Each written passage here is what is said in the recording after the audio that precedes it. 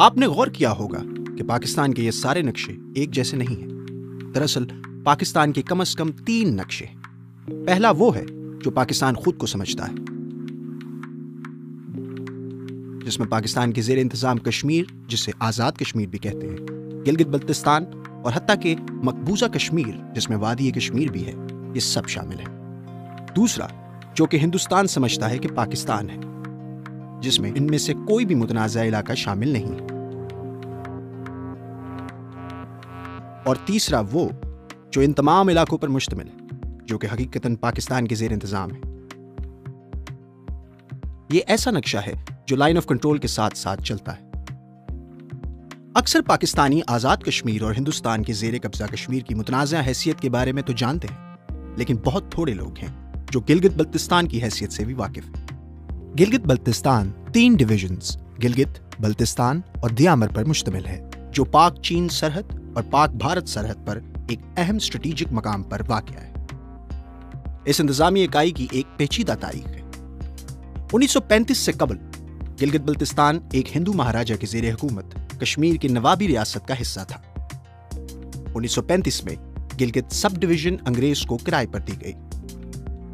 1947 میں تقسیم کے منصوبے کی روح سے انگریز نے گلگت ایجنسی کو مہاراجہ کو لوٹانے کی کوشش کی، جو ہندوستان کے ساتھ الحاق چاہتا تھا، لیکن یہ مقامی عوام کی خواہشات کے بالکل برعکس تھا۔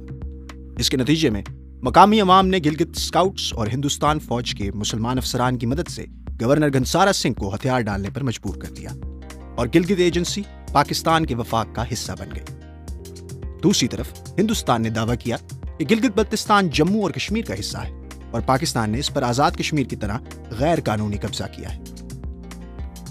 1948 میں یہ مسئلہ اقوام متحدہ میں اٹھایا گیا اور مطالبہ کیا گیا کہ رائے شماری سے کشمیر کا مسئلہ حل کیا جائے۔ پاکستان چاہتا تھا کہ گلگت بلتستان کا پاکستان کا حامی علاقہ بھی مردم شماری میں شامل ہو، تاکہ پاکستان اپنے حق میں زیادہ ووٹ لے سکے۔ اگرچہ رائے شماری تو نہ ہو سکی اور کشمیر کا مسئلہ تاحال حل نہیں ہو پایا۔ گلگت بلتستان کے علاقے نہ پاکستانی وفاق میں آئینی طور پر تسلیم کیے گئے، نہ ہی ان کو جمہوری اداروں میں نمائندگی دی گئی۔ 1947 سے 1949 تک گلگت بلتستان آزاد کشمیر کے حصے کے طور پر چلایا جاتا رہا۔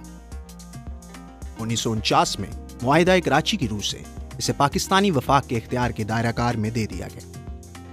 اس کے بعد وفاق براہ راست اس خطے کو فرنٹیئر کرائمز ریگولیشن کے تحت چلاتی رہی، جبکہ اس کے شہری آئین، نمائندہ حکومتی نظام، قوانین کے عمل درآمد اور بنیادی حقوق سے محروم رہے۔ 1970 میں گلگت بلتستان کو ایک اکائی میں ملا دیا گیا اور اسے شمالی علاقہ جات کا نام دے دیا گیا، جس کو کشمیر افیئرز اور ناردرن ایریاز کی وزارت نے سنبھالنا تھا۔ مختلف اصلاحات جیسے northern areas council legal frame work orders 1975 اور 1994 اور 2007 کے اصلاحی پیکج وفاق سے مقامی مقننہ تک اختیارات کی اصلی منتقلی میں ناکام رہے۔ 1984 میں یہاں پر کراکرم ہائی وے بنائی گئی، چین اور پاکستان کو ملاتی ہے، اور جس کی وجہ سے اس خطے کو اسٹریٹجک اہمیت اجاگر ہوئی ہے، اور گلگت بلتستان اور ملک کے باقی حصوں کے مابین روابط بڑھے۔ 1999 میں الجہاد ٹرسٹ بنام وفاق میں سپریم کورٹ نے حکم دیا کہ گلگت بلتستان کے لوگوں کو شہریت اور آئینی حقوق دیے جائیں۔ 2009 میں گلگت بلتستان امپاورمنٹ اور سیلف گورننس آرڈر پاس کیا گیا۔ اس خطے کا نام گلگت بلتستان رکھا گیا اور بنیادی حقوق یہاں متعارف کروائے گئے۔ مئی 2018 میں سرتاج عزیز کمیشن کی تجاویز کے طفیل گلگت بلتستان گورنمنٹ آرڈر پاس کیا گیا۔ یہ ایک تاریخ ساز قانون تھا، کیونکہ اس کی وجہ سے 1. گلگت بلتستان کے شہریوں کے لیے بنیادی حقوق کا ایک مفصل خاکہ قائم کیا گیا۔ 2. گلگت بلتستان کونسل کو ختم کیا گیا اور اختیارات گلگت بلتستان قانون ساز اسمبلی اور وزیر اعظم کو منتقل کیے گئے۔ 3. ایک عدالتی نظام قائم کیا گیا جس میں ہائی کورٹ اور Gilgit Baltistan supreme applet court شامل ہیں۔ 4. مالیاتی امور پر ایک نظام واضح کیا گیا۔ 5. پبلک سروس کمیشن کا قیام کیا گیا۔ 6.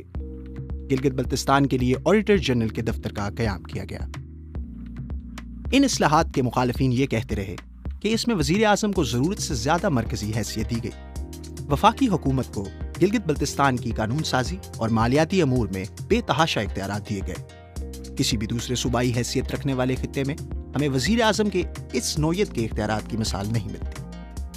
नवंबर 2018 में सुप्रीम कोर्ट के 7 रुकनी बेंच ने गिलगित बल्तिस्तान के कानूनी रुतबे से मुतल्लिक एक आईनी पिटीशन की समाअत करते हुए हुकूमत को हुक्म दिया इस मसले को 15 दिन के अंदर मुकम्मल तौर पर हल करें। जिसके बाद हुकूमत ने अली अमीन गंडापुर की क़यादत में एक कमीशन बनाया जिसका काम गिलगित बल्तिस्तान को आर्जी तौर पर सूबे का दर्जा देने पर गौर करना था।